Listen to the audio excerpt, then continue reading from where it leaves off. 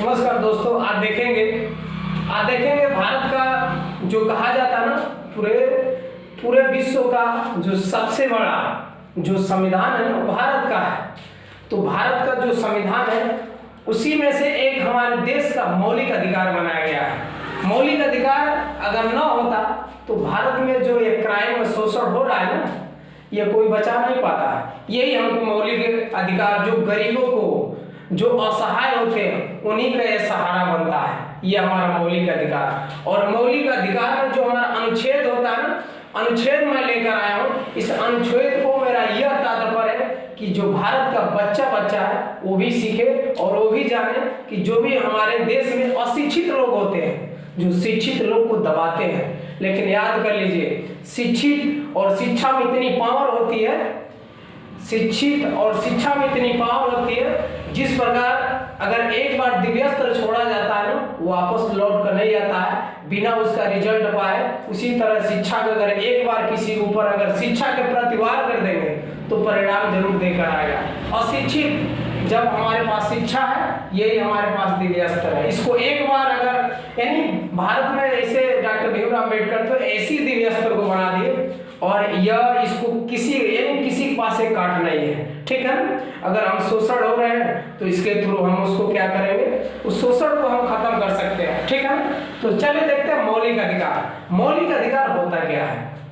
सबसे पहले देखेंगे समता और समानता का अधिकार। यानी जो हमारे पास समता और समानता का मतलब ये होता है कि आज के डेट में लोगों में क्या हो रहा है, भेदभाव इसको समाप्त करने के लिए समानता का अधिकार हमारे पास है। लोग भेदभाव करते हैं, उस पर हमको क्या कर सकते हैं, ये एक अनुच्छेद बनाया गया है। अनुच्छेद हमारा 14 से लेकर 18 के बीच में ये अनुच्छेद हमको समानता का अधिकार देता है, ठीक है ना। हम इससे भेदभाव नहीं कर सकते, समानता बनाकर इस अनुच्छेद को हम क्या कर सकते हैं, बनाए रख सकते हैं। अगर इसका उल्लंघन करेंगे तो आपके ऊपर कार्रवाई भी हो सकती है, ठीक है ना। स्वतंत्रता का अधिकार, मुझे मुझे ही नहीं, अपने भारत का कोई भी व्यक्ति हो पूरे भारत में क्या कर सकता है, स्वतंत्र रूप से रह सकता है बिना क्राइम किए। हाँ, एक चीज सोच ले, क्राइम करेंगे तो आप बचेंगे नहीं, ठीक है ना। लेकिन बिना क्राइम किए भारत में कहीं भी स्वतंत्र से आप रह सकते हैं, ठीक है ना। यह हमको अनुच्छेद 19 से 22 का जो 19 और 22 का जो अनुच्छेद होता है वो हमको स्वतंत्रता का अधिकार देता है, ठीक है ना। यानी बिना क्राइम कुछ किए हम स्वतंत्र रूप से इंडिया के किसी भी कोने में रह सकते हैं, ठीक है ना। तो और देख लीजिए, शोषण के विरुद्ध अधिकार, गरीबों का शोषण, असहाय का शोषण यह होता है। लेकिन याद कर लीजिए, आप गरीब हैं, आप असहाय हैं, तो जो भी आप सोचते हैं कि कुछ छोटे जो भी क्राइम, जो गुंडे हैं उनसे पले, और उनसे लोग क्या छोटे जो असहाय और गरीब आदमी उनसे डरते हैं, वो डराते हैं, उनको दबाते हैं कि यहीं पर रह जाओ, आगे मत बढ़ो, हमको बढ़ने दो, वो क्राइम को आगे बढ़ाते हैं। लेकिन याद कर लीजिए, अगर ये संविधान आप जानते हैं तो आपके पास कोर्टें हैं, हाई कोर्ट, सुप्रीम कोर्ट, यानी सब कुछ आपके पास, यानी जो इस संविधान में लिखा गया है।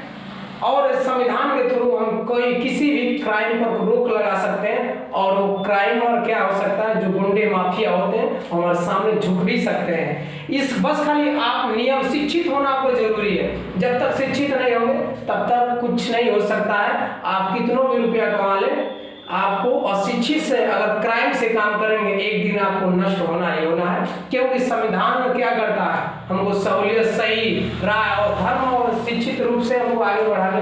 शोषण के विरुद्ध अनुच्छेद 23 से 24 के बीच में अनुच्छेद शोषण के विरुद्ध का अधिकार हमको बताता है। अनुच्छेद 23 से 24 धार्मिक स्वतंत्रता का अधिकार, मतलब धार्मिक स्वतंत्रता का जो अधिकार होता है वो 25 से 28, यानी धार्मिक जो हमको लोग, यानी भारत में जो स्वतंत्र रूप से रहते हैं उन्हें 25 से 28, यानी अनुच्छेद 25 से 28 के बीच में जो अनुच्छेद होता है वो धार्मिक स्वतंत्रता का अधिकार बताता है। संस्कृत और शिक्षा का जो संबंधी अधिकार होता है, यानी लोग शिक्षा जो मुक्त रूप से पा रहे हैं, यानी जो भी सरकारी स्कूलों में मुक्त रूप से शिक्षा और सांस्कृतिक रूप से अलग अलग क्या राज्यों में अपनी संस्कृति को प्रदर्शित करते हैं, और शिक्षा भी कहीं भी हम जाकर ले सकते हैं। क्योंकि अगर हम यहाँ उत्तर प्रदेश का है, तो हम कोई जरूर नहीं उत्तर, हम किसी भी राज्य में भी लाकर, भारत के किसी राज्य में जाकर आसानी से शिक्षा ले सकते हैं, क्योंकि जो हमको अनुच्छेद 29 से 30 के बीच में हमको